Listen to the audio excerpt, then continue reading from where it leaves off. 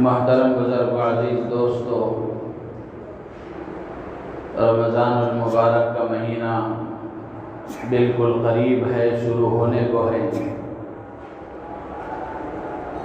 رمضان سے پہلے ہمیں کیا کرنا چاہیے اور رمضان کا استقبال کس طرح کرنا چاہیے، اس سلسلے میں کچھ باتیں گزشتہ جمعہ آپ کی خدمت میں عرض کی گئی۔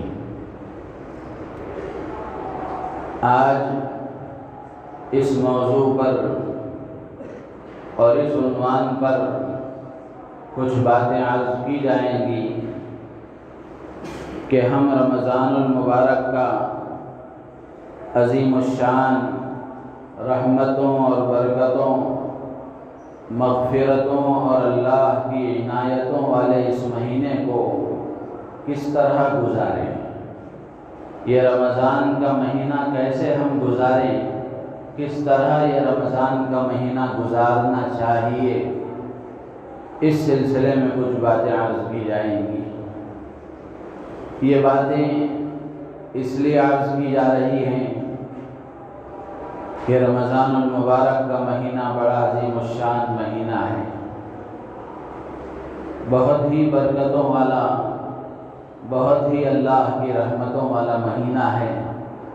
سال میں ایک مرتبہ نصیب ہوتا ہے، اگر کوئی بندہ رمضان کا مبارک مہینہ صحیح طریقے سے گزار لیتا ہے تو سال بھر اللہ تعالیٰ اسے جیسے اس نے رمضان گزارا ہے، عبادتوں کے ساتھ، خیر کے کاموں کے ساتھ، اچھے اعمال کی توفیق کے ساتھ، گناہوں سے اجتناب اور پرہیز کے ساتھ، گناہوں سے بچنے کے ساتھ، جیسے وہ رمضان کا مہینہ گزارتا ہے، اللہ تعالیٰ سال بھر اسے ان اعمال کی توفیق دیتے ہیں۔ تو اس لیے رمضان کے مبارک مہینے کو یوں ہی معمولی سمجھ کر، عام مہینوں کی طرح سمجھ کر ایسے ہی گزار نہیں دینا چاہیے۔ اس لیے اس سے متعلق کچھ باتیں عرض کی جائیں گی کہ ہم رمضان کا مبارک مہینہ کیسے گزاریں۔ ہمیشہ میں نے یہ بات عرض کی ہے، آج بھی اس موقع پر بھی عرض کروں گا کہ اس وقت میں جو باتیں عرض کی جاتی ہیں، جمعے کا جو بیان ہوتا ہے، یہ سرسری بیان نہیں ہوتا، بلکہ کچھ عمل کی باتیں ہوتی ہیں، کچھ اہم اور کچھ ضروری پیغامات یہاں سے دیے جاتے ہیں۔ اس لیے اہمیت کے ساتھ، عظمت کے ساتھ، احترام کے ساتھ، دل کے کانوں سے ان باتوں کو سن کر، عمل کے جذبے کے ساتھ ان باتوں کو سن کر اپنی زندگیوں میں اس کو لانے کی کوشش کرنا چاہیے۔ جو احترام اور عظمت کے ساتھ، ادب کے ساتھ دل کے کانوں سے ان باتوں کو سنے گا اور سننے کا حق ادا کرے گا، اللہ تبارک و تعالی اسے عمل کی توفیق عطا فرماتے ہیں۔ تو اس لیے ان باتوں کو بہت ہی اہمیت کے ساتھ غور سے ان باتوں کو سنا جائے اور خود بھی عمل کی نیت کریں، اور جو باتیں آپ یہاں سنیں گے، بہت سے مسلمان وہ ہیں جن کو ابھی فرصت نہیں ہوئی ہے مسجد میں آنے کی، تو ان مسلمانوں تک بھی یہ باتیں پہنچائیں تاکہ ان کا رمضان بھی صحیح گزرے، وہ بھی رمضان صحیح طریقے سے گزار کر رمضان کی برکتوں کو، رمضان کی رحمتوں کو، رمضان کی مغفرتوں کو، رمضان کی عنایتوں کو وہ بھی حاصل کرنے والے بنے۔ اللہ تعالی ہم سب کو عمل کی توفیق عطا فرمائے۔ سب سے پہلی بات یہ ہے کہ کوئی بھی کام بندہ کرنا چاہے، خیر کا، بھلائی کا، اچھائی کا، وہ اللہ کی توفیق کے بغیر نہیں ہو سکتا۔ جب تک اللہ بندے کو توفیق نہیں دیتے، اس وقت تک بندہ کوئی خیر کا کام نہیں کر سکتا۔ اللہ نے فرمایا وَمَا تَشَاءُونَ إِلَّا أَن يَشَاءَ اللَّهُ، تم اس وقت تک نہیں چاہ سکتے جب تک اللہ نہ چاہے، یعنی تمہاری چاہت خدا کی چاہت کے تابع ہے۔ تم اگر کوئی کام کرنا چاہو تو ضروری یہ ہے کہ تم اپنا جذبہ عمل اللہ کے سامنے دکھاؤ، اپنی طلب اللہ کے سامنے دکھاؤ، پھر اللہ تعالیٰ کی طرف سے توفیق ملتی ہے۔ تو اس لیے سب سے پہلی بات یہ ہے کہ رمضان المبارک کا مہینہ شروع ہونے والا ہے۔ آج ہی سے، ابھی سے دل میں اور نمازوں کے بعد میں روزانہ ہر وقت اللہ سے خیر کے کاموں کی توفیق مانگنا چاہیے۔ انبیاء کرام علیہم السلام کا یہ طریقہ رہا ہے کہ حضرات انبیاء کرام علیہم السلام باوجود یہ کہ باتوفیق اللہ کے مقرب بندے ہوتے تھے، موفق ہوتے تھے، توفیق یافتہ ہوتے تھے، اللہ کی طرف سے ان کو توفیق ملی ہوئی ہوتی تھی، لیکن اس کے باوجود بھی وہ اللہ کی بارگاہ میں خیر کے کاموں کی توفیق کی بھیک مانگا کرتے تھے، اللہ سے خیر کے کاموں کی توفیق مانگا کرتے تھے۔ ان کی یہ ضرورت نہیں تھی۔ انبیاء کرام علیہم السلام نے اللہ سے خیر کے کاموں کی، اچھے اعمال کی توفیق کو مانگ کر مجھے اور آپ کو یہ سبق دیا ہے کہ ہمیں اللہ سے خیر کے کاموں کی توفیق مانگنا چاہیے۔ قرآن پاک میں سورہ نمل میں حضرت سلیمان علیہ السلام کا سورہ نحل میں انبیاء حضرت سلیمان علیہ السلام کی ایک دعا منقول ہے، رب اوزعنی ان اشکر نعمتک التي انعمت علی وعلى والدی وان اعمل صالحا ترضاه وادخلنی برحمتک فی عبادک الصالحین۔ حضرت سلیمان علیہ السلام دعا کر رہے ہیں اللہ سے، مانگ رہے ہیں اللہ سے کہ اے میرے پروردگار مجھے توفیق دے اس بات کی کہ میں تیری ان نعمتوں کا شکر ادا کروں جو نعمتیں تو نے مجھے عطا کی ہیں، وعلی والدی، اور جو نعمتیں تو نے میرے ماں باپ کو عطا کی ہیں، اور مجھے توفیق دے اس بات کی۔ کتنا پیارا جملہ ہے۔ نبیوں کی دعائیں معجزہ ہوتی ہیں، نبیوں کی دعاؤں میں اللہ تعالیٰ وہ باتیں ان کی زبان سے کہلواتے ہیں جو ایک عام انسان سوچ بھی نہیں سکتا۔ حضرت سلیمان علیہ السلام اللہ سے مانگ رہے ہیں وَأَنْ أَعْمَلَ صَالِحًا تَرْضَاهُ، اے اللہ مجھے توفیق عطا فرما کہ میں ایسا عمل کروں جو تجھے پسند آئے، میں ایسا عمل کروں جو تجھے پسند آئے۔ دنیا والے کچھ بھی کہیں، چاہے دنیا والوں کے سمجھ میں آئے یا نہ آئے، دنیا والے شاباشی دیں یا نہ دیں، دنیا والوں کی نگاہ میں وہ کیسا ہی کیوں نہ ہو، لیکن اے اللہ میں تجھ سے توفیق اس بات کی مانگ رہا ہوں کہ مجھے ایسے نیک عمل کی توفیق دے جو تجھے پسند آئے۔ پھر تیسری دعائیں مانگ رہے ہیں وَأَدْخِلْنِي بِرَحْمَتِكَ فِي عِبَادِكَ الصَّالِحِينَ، اے میرے پروردگار اپنی رحمت سے، اپنے فضل سے مجھے اپنے نیک اور مقبول اور مقرب بندوں میں شامل فرما دے۔ یہی الفاظ سورہ احقاف میں 26ویں پارے میں کچھ اور مزید الفاظ کے ساتھ منقول ہیں۔ رب اوزعنی ان اشکر نعمتک التي انعمت علی وعلى والدی وان اعمل صالحا ترضاه واصلح لي في ذریتی انی تبت الیک وانی من المسلمین۔ حضرت سلیمان علیہ السلام اللہ سے دعا کر رہے ہیں کہ اے میرے پروردگار مجھے توفیق دے اس بات کی کہ جو نعمتیں تو نے مجھے عطا فرمائی، جو انعامات تو نے میرے والدین پر فرمائے ہیں، ان کا میں شکر ادا کروں اور میں ایسا نیک عمل کروں جو تجھے پسند آئے۔ یہاں رک کر ایک بات یہ بھی سمجھنے کی ہے، آج ہم بھی بہت سارے نیک اعمال کرتے ہیں لیکن نیت دوسروں کو خوش کرنے کی ہوتی ہے، دوسروں کو دکھانے کی ہوتی ہے، دوسروں سے واہ واہی حاصل کرنے کی ہوتی ہے، دوسروں سے شاباشی حاصل کرنے کی ہوتی ہے وہ نیک کام، ہے وہ دینی کام، لیکن نیت جب دوسروں کو راضی کرنے کی ہوتی ہے تو وہی عمل جہنم میں لے جانے والا بنتا ہے، وہی عمل اللہ کو ناراض کرنے والا بنتا ہے۔ تو اس لیے حضرت سلیمان علیہ السلام اللہ سے مانگ رہے ہیں کہ وَأَنْ أَعْمَلَ صَالِحًا تَرْضَىٰ وَأَصْلِحْ لِي فِي ذُرِّيَّتِي، اے میرے پروردگار میری اولاد کو میرے لیے نیک بنا دے۔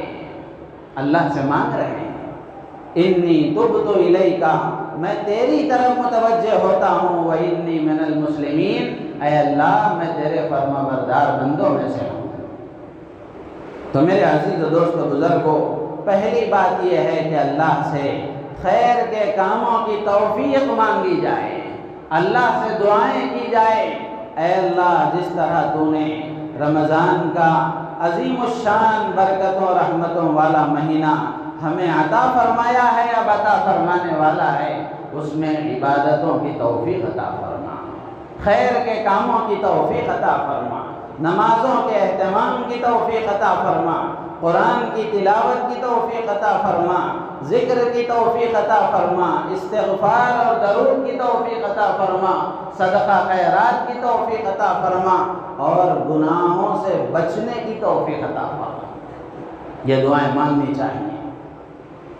حضور اکرم صلی اللہ علیہ وسلم نے حضرت معاذ بن جبل رضی اللہ تعالیٰ عنہ کو وصیت فرمائی تھی اور فرمایا تھا کہ اے معاذ اس دعا کو ہر نماز کے بعد اہتمام سے پڑھنا، کسی بھی نماز کے بعد اس کو نہ چھوڑنا۔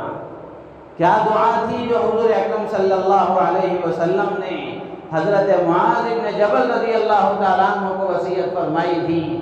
آپ حضرات سن رہے ہوں گے، 10 15 20 دن سے ہر فرض نماز کے بعد اہتمام سے یہاں وہ دعا مانگی جا رہی ہے۔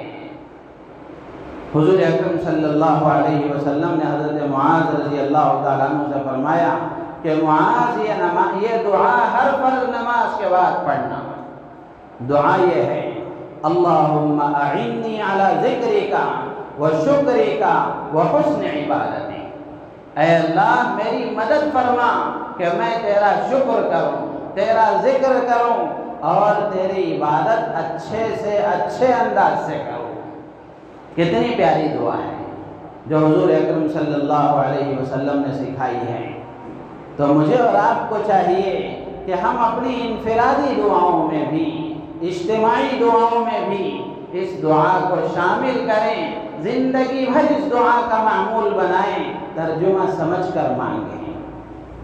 کتنے افسوس کی بات ہے کہ ہم اللہ کی بارگاہ میں دعا کر رہے ہیں، دعا کا مطلب کیا ہے کہ ہم اللہ سے کچھ مانگ رہے ہیں کہ اللہ مجھے یہ دے یہ دے یہ دے، لیکن بندے کو پتہ ہی نہیں ہے کہ وہ کیا مانگ رہا ہے۔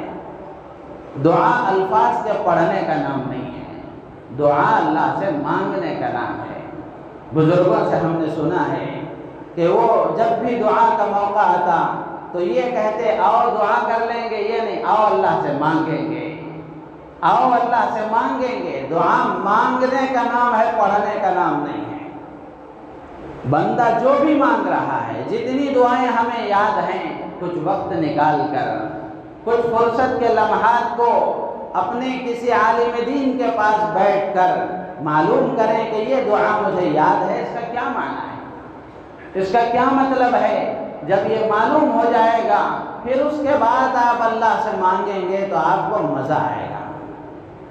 مانگتے ہوئے یہ احساس ہوگا کہ میں اللہ سے اس چیز کا سوال کر رہا ہوں، اللہ سے یہ مانگ رہا ہوں، یہ چیز میں اللہ سے مانگ رہا ہوں۔ جب بندے کو معلوم ہوگا تو مانگتے ہوئے اس کو کتنا لطف آئے گا۔ اللہ کے رسول علیہ السلام نے حضرت معاذ بن جبل رضی اللہ تعالی عنہ سے فرمایا کہ معاذ یہ دعا کا اہتمام کرنا، اس کو کبھی نہ چھوڑنا۔ اللہم اعنی، واحد کا صیغہ ہے، اگر تنہا آدمی مانگ رہا ہے تو یہ کہنا چاہیے اللہم اعنی، اے اللہ میری مدد فرما۔ اگر مجمع میں یہ دعا مانگی جا رہی ہے تو اس وقت میں کہنا چاہیے اللہم اعنا، اے اللہ ہماری مدد فرما، علی ذکرک و شکرک و حسن عبادتک۔ ظاہر سی بات ہے اللہ کا ذکر اللہ کی توفیق کے بغیر نہیں ہو سکتا، اللہ کی نعمتوں پر شکر اللہ کی مدد کے بغیر نہیں ہو سکتا، اور اللہ کی عبادتوں کو بہتر سے بہتر انداز میں انجام دینا یہ اللہ کی توفیق کے بغیر نہیں ہو سکتا۔ تو اس لیے یہ پہلی بات ہے کہ ہم اللہ سے نیک اعمال کے انجام دینے کی توفیق مانگیں۔ دوسری بات، رمضان المبارک کا یہ مہینہ، اس سے ہم کیسے فائدہ اٹھا سکتے ہیں اور کیسے اس کو اچھی طریقے سے گزار سکتے ہیں، اس کے لیے دوسری بات یہ ہے کہ ہم اس رمضان کو اپنی زندگی کا آخری رمضان سمجھ کر گزاریں۔ کس کو پتہ ہے کہ اگلے سال رہیں گے کہ نہیں رہیں گے؟ کتنے آدمی ایسے تھے جو گزشتہ رمضانوں میں ہمارے ساتھ تھے، لیکن آج منو مٹی نیچے سو رہے ہیں، تنہائی کی زندگی گزار رہے ہیں، اور اپنے کیے ہوئے کا انجام ان کے سامنے ہے۔ اگر اچھا کر کے گئے ہیں تو اس کی بھلائیاں اور اس کی برکتیں وہ اپنی آنکھوں سے دیکھ رہے ہیں، اور اگر خدا نخواستہ اللہ ہماری حفاظت فرمائے زندگی اگر برائیوں کے ساتھ اللہ کی نافرمانیوں کے ساتھ گزری ہے تو پھر اس کا وبال بھی اپنی آنکھوں سے دیکھ رہے ہیں۔ تو آج اللہ نے ہمیں زندگی دی ہے، آج اللہ نے ہمیں توفیق عطا فرمائی ہے، تو ہم اس آنے والے رمضان کو اپنی زندگی کا آخری رمضان سمجھ کر گزاریں اور خوب اس سے فائدہ اٹھانے کی کوشش کریں۔ اللہ کے رسول علیہ السلام نے نماز کے سلسلے میں فرمایا تھا، اذا كنت في صلاتك فصل صلاة مودع، کہ جب تو نماز کے لیے کھڑا ہو تو ایسے کھڑا ہو کہ یہ نماز تیری زندگی کی آخری نماز ہے۔ اب آپ خود اندازہ کر کے دیکھیں، یہ کوئی افسانہ نہیں ہے اور کوئی مشکل بات نہیں ہے۔ ہر آدمی تصور کر کے دیکھیں کہ اب ایک 10 منٹ کے بعد مجھے دنیا سے رخصت ہونا ہے، 10 منٹ کا وقت مجھے ملا ہے، تو وہ کیا کرے گا؟ اگر اس کو 2 رکعت نماز پڑھنے کا موقع دیا جائے تو وہ کیسی نماز پڑھے گا؟ کتنے خشوع و خضوع کے ساتھ، کتنے اللہ کے دھیان کے ساتھ اور کتنے اہتمام کے ساتھ نماز پڑھے گا؟ نماز تو دن میں 5 مرتبہ ہوتی ہے، لیکن رمضان کا مبارک مہینہ سال میں 1 مرتبہ نصیب ہوتا ہے۔ تو یہ رمضان جو آنے والا ہے، جو بالکل قریب ہے، اس رمضان کو ہم اپنی زندگی کا آخری رمضان سمجھ کر اس کو پوری طریقے سے وصول کرنے کی کوشش کریں، ذرا برابر بھی غفلت نہ ہو۔ پورا نظام ہمارا ایسا بنے کہ 24 گھنٹے میں اللہ کا حق بھی ادا ہو، اللہ کے بندوں کا حق بھی ادا ہو، اللہ سے ہم قریب ہوتے چلے جائیں، اللہ سے ہم مغفرت حاصل کرنے والے بنیں۔ اس لیے کہ اگر رمضان المبارک کا مہینہ آیا اور یوں ہی گزر گیا، ہماری زندگی میں کوئی فرق نہیں آیا، حضرت جبرائیل کی بد دعا ہے جس پر اللہ کے نبی نے آمین فرمائی ہے۔ تصور کر کے دیکھیں، جبرائیل تمام فرشتوں کے سردار، نبی رحمت صلی اللہ تعالی علیہ وسلم تمام انبیاء کے سردار، ان کی بد دعا ہے اور ان کی آمین ہے۔ بچ سکتا ہے کوئی آدمی؟ اس کی ہلاکت میں کوئی تردد اور شک ہو سکتا ہے؟ اللہ مجھے بھی یقین عطا فرمائے، آپ کو بھی یقین عطا فرمائے۔ سنتے ہوئے داڑھی کے بال سفید ہو گئے، سنتے ہوئے پیر قبر میں لٹک رہے ہیں، لیکن رمضان آئے اور چلے جا رہے ہیں، زندگی میں کوئی فرق نہیں آیا، کوئی فرق نہیں آیا۔ جیسے نمازیں غیر رمضان میں چھوٹتی تھی، رمضان میں بھی چھوٹ رہی ہیں، جیسے غیر رمضان میں جماعت چھوٹتی تھی، ایسے ہی غیر رمضان میں بھی چھوٹ رہی ہے۔ جیسے غیر رمضان میں بغیر روزے کے تھے، رمضان بھی آیا، معمولی بہانوں سے روزے بھی ہم چھوڑ رہے ہیں۔ میرے عزیز و دوست و بزرگوں، اللہ کے رسول علیہ السلام نے اس بد دعا پر آمین فرمائی۔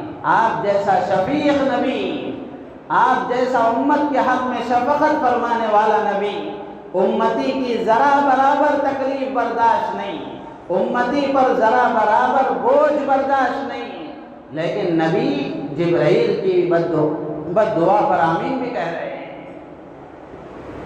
دو موقع ایسے ہیں جن پر اللہ کے رسول علیہ السلام نے اپنے پورے غضب کا اور غصے کا اظہار فرمایا۔ ایک موقع یہ رمضان کا ہے کہ رمضان کا مبارک مہینہ آئے اور یوں ہی گزر جائے، اس کی بخشش نہ ہو، اس کی مغفرت نہ ہو، تو اللہ کے نبی علیہ السلام نے جبرائیل کے بد دعا پر آمین فرمایا ہے۔ اور اسی طریقے سے ایک موقع وہ ہے کہ اللہ کے رسول علیہ السلام کا نام کسی کے سامنے لیا جائے اور وہ اس پر درود نہ پڑھے، اسی طریقے سے ایک موقع وہ ہے کہ کسی کے ماں باپ اس کو ملے اور وہ ان کی خدمت کر کے اپنے آپ کو جنت کا مستحق نہ بنا لے۔ اللہ کے رسول علیہ السلام نے جبرائیل کی ان تینوں بددعاؤں پر آمین فرمایا، یہ ایک ہی حدیث ہے۔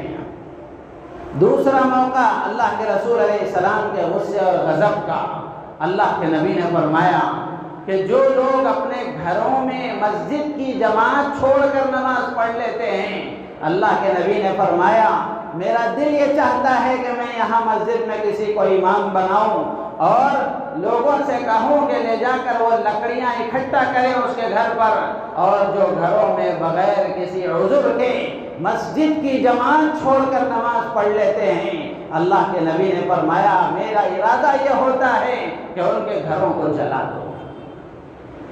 میرے عزیز و دوستو بزرگوں، بہت معمولی سمجھتے ہیں ہم جماعت کو۔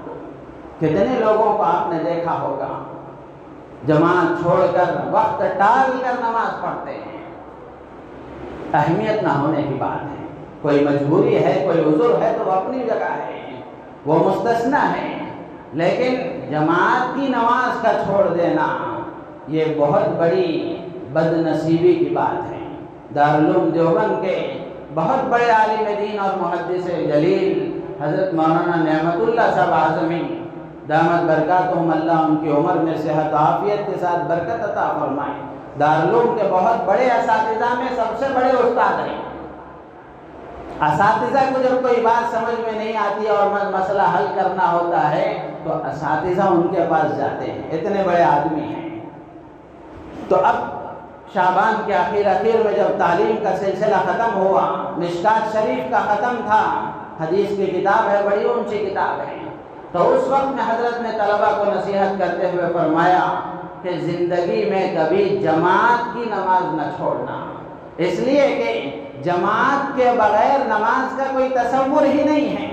علامہ ابن حزم ظاہری کا قول ہم نے پڑھا تھا، علامہ ابن حزم ظاہری فرماتے ہیں کہ جماعت کے بغیر آدمی کی نماز ہوتی ہی نہیں، اگرچہ کہ علماء نے اس میں تعویل کی ہے، فرض تو ذمے سے ثابت ہو جاتا ہے، لیکن جو برکتیں جماعت کی نماز کی ہیں، جو ثواب جماعت کی نماز کا ہے، وہ اس کو حاصل نہیں ہوگا۔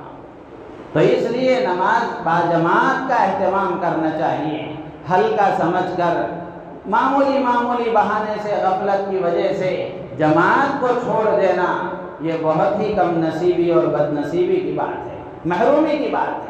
اللہ ہم سب کی حفاظت فرمائے۔ تو دوسری اہم بات یہ ہے کہ اس رمضان کو ہم اپنی زندگی کا آخری رمضان سمجھ کر اس کو پورے طریقے سے وصول کرنے والے بنے۔ نوجوانوں سے بطور خاص عرض کروں گا، اللہ کے لیے اپنے آپ کو رمضان میں عبادتوں کے لیے فارغ کر لیں، خوب عبادتیں کریں، روزہ رکھیں تو روزے کے آداب کا لحاظ رکھیں، تراویح کا اہتمام کریں۔ گناہوں سے بچنے کا آسان طریقہ یہ ہے، بہت سارے نوجوان آتے ہیں، بولتے ہیں، بہت تمنا ہوتی ہے، بہت ارادہ ہوتا ہے کہ ہم گناہوں سے بچیں، اللہ کے مقرب بندے بنیں، لیکن اس کے باوجود بھی گناہ ہو جاتا ہے۔ بقول حضرت مولانا خلیل الرحمن سجاد نعمانی دامت برکاتہم کے، بندہ ارادہ کرے پھر بھی نہ بچ سکے ایسا نہیں ہو سکتا، بندہ ارادہ کرے اور نہ بچ سکے ایسا نہیں ہو سکتا، سچا ارادہ ہوگا اللہ کی مدد ضرور شامل حال ہوگی۔ حضرت فرماتے ہیں تم جھوٹ بول رہے ہو تمہارا ارادہ پکا نہیں ہے، تمہارا ارادہ سچا نہیں ہے، تمہاری طلب میں صداقت نہیں ہے اور تمہاری طلب سچی نہیں ہے، ورنہ اللہ تو اپنے بندے کو اپنی رحمت کے آغوش میں لینے کے لیے تیار ہے۔ ہر حال میں اللہ چاہتے ہیں میرا بندہ میری طرف آ جائے۔ تو میں بطور خاص نوجوانوں سے عرض کروں گا کہ اللہ کے لیے اس رمضان کو تو کم از کم ہم اچھے طریقے سے ادا کرنے والے بنیں، نمازوں کا اہتمام کریں، روزہ آداب کے لحاظ کے ساتھ رکھیں۔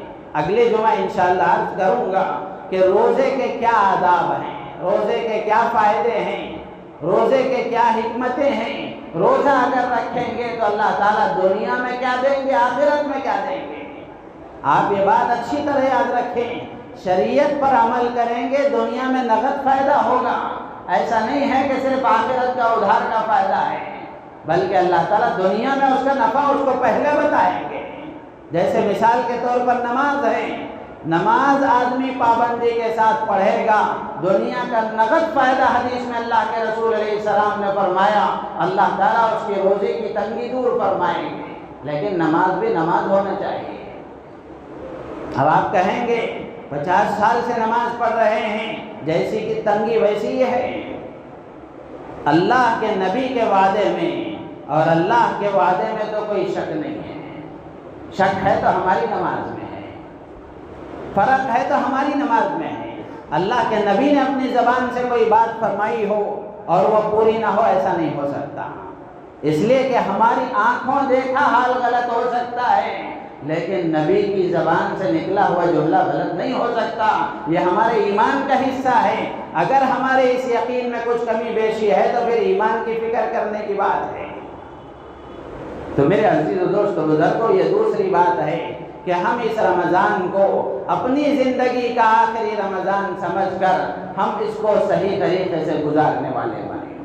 تیسری بات کہ یہ رمضان ہم کیسے گزاریں، تو تیسری بات یہ ہے کہ ہم رمضان میں عبادتوں کا خصوصی اہتمام کریں، رمضان میں عبادتوں کا خصوصی اہتمام کریں۔ حضرت عائشہ صدیقہ رضی اللہ تعالی عنہ ام المومنین فرماتی ہیں کہ نبی رحمت صلی اللہ علیہ وسلم جب رمضان کا مہینہ آ جاتا، اذا دخل شہر رمضان شد میزرہ ثم لم یأت فراشہ حتی ینسلخ۔ اللہ کے نبی علیہ السلام کے بارے میں ام المومنین بتاتی ہیں کہ اللہ کے رسول علیہ السلام جب رمضان کا مہینہ آتا تو آپ اپنی کمر ہمت کس لیتے تھے اور باندھ لیتے تھے اور بستر پر تشریف نہیں لاتے جب تک کہ رمضان کا مہینہ گزر نہ جاتا۔ اسی طریقے سے رمضان کا آخری عشرہ کیسے گزرتا تھا، ام المومنین فرماتی ہیں کہ کان رسول اللہ صلی اللہ علیہ وسلم یجتہد فی العشر الاواخر ما لا یجتہد فی غیرہا۔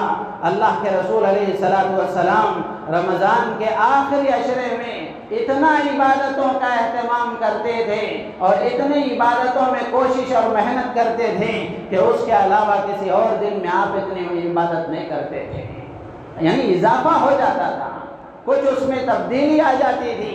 غیر رمضان اور رمضان میں کچھ تبدیلی نظر آنا چاہیے، ایسا نہیں کہ صبح سے شام تک صرف بھوکا رہنا ہے اور رمضان میں رات میں تراویح میں 20 رکعت پڑھ لیے کافی ہے، بلکہ رمضان کے علاوہ کی زندگی میں اور رمضان کی زندگی میں کچھ فرق نظر آنا چاہیے، کچھ اہتمام عبادتوں کا نظر آنا چاہیے۔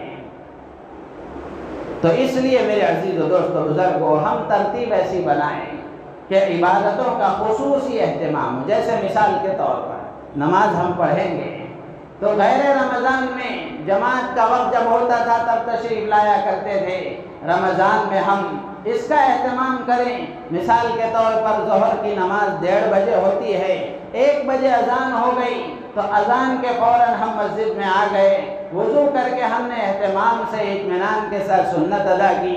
پھر اس کے بعد کچھ وقت رہتا ہے، اگر ہمیں قرآن پڑھنا آتا ہے تو بیٹھ کر ہم قرآن کی تلاوت کریں، اگر قرآن پڑھنا نہیں آتا تو بیٹھ کر ذکر کا اہتمام کریں۔ اس طرح اہتمام کے ساتھ اگر ہم نماز پڑھیں گے، نماز سے پہلے ان اعمال کے اہتمام کے بعد جو نماز ہم پڑھیں گے، دیکھیں اس نماز میں کیسا مزہ آتا ہے اور اس نماز میں کیسا مزہ آتا ہے جو ان اعمال کے بغیر پڑھی جاتی ہے۔ فرض سے پہلے کی جو سنتیں اور بعد کی جو سنتیں رکھی گئی ہیں وہ اسی لیے رکھی گئی ہیں۔ آپ خود اندازہ کر کے دیکھیں، فرض سے پہلے کی سنت اگر آپ پڑھ کر فرض پڑھیں گے تو اللہ کے دھیان میں، خشوع و خضوع میں کچھ فرق نظر آئے گا۔ تو اس لیے عبادتوں کا خصوصی اہتمام ہو، خصوصی اہتمام۔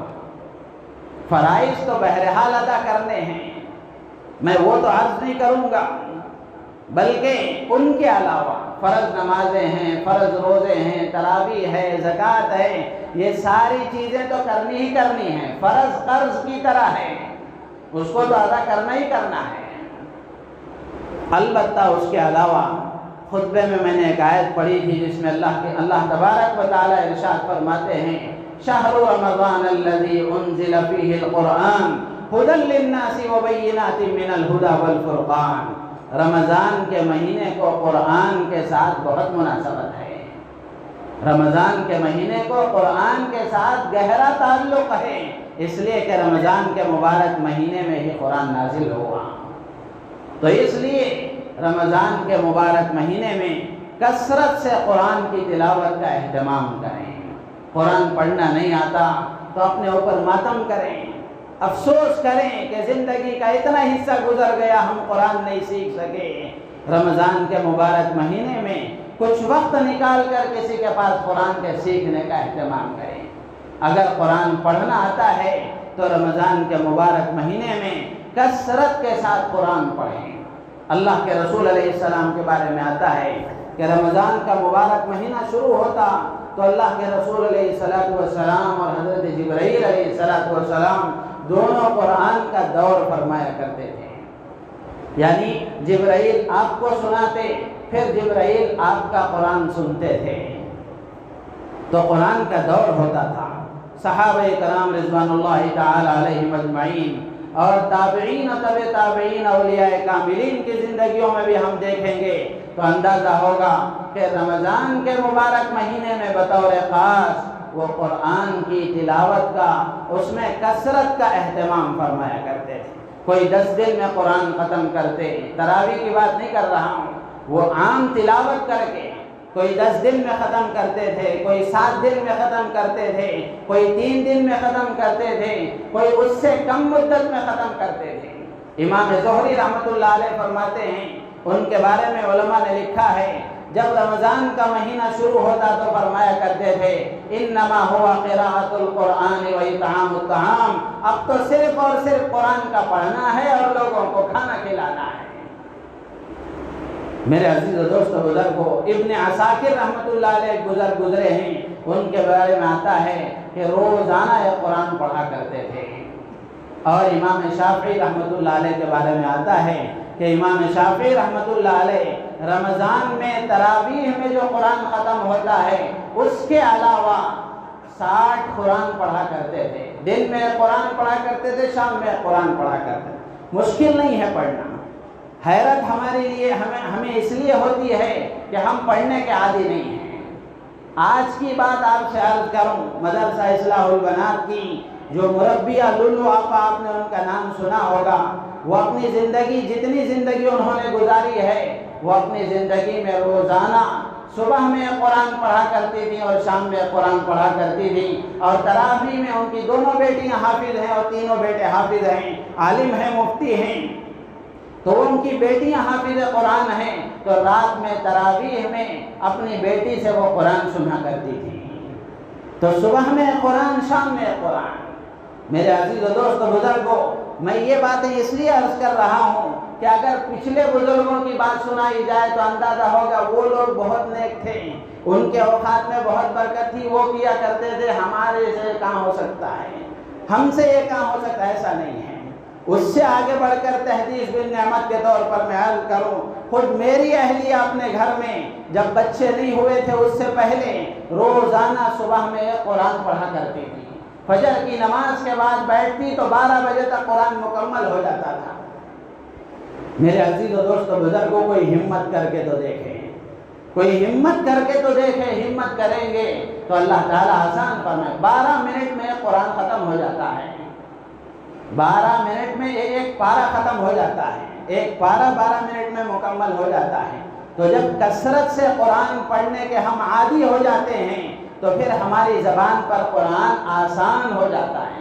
حضرت مولانا شاہ اسماعیل شہید رحمۃ اللہ علیہ کے بارے میں آتا ہے کہ عصر اور مغرب کے درمیان جتنا وقفہ ہوتا ہے اتنے وقفے میں وہ ایک قرآن پڑھ لیا کرتے تھے۔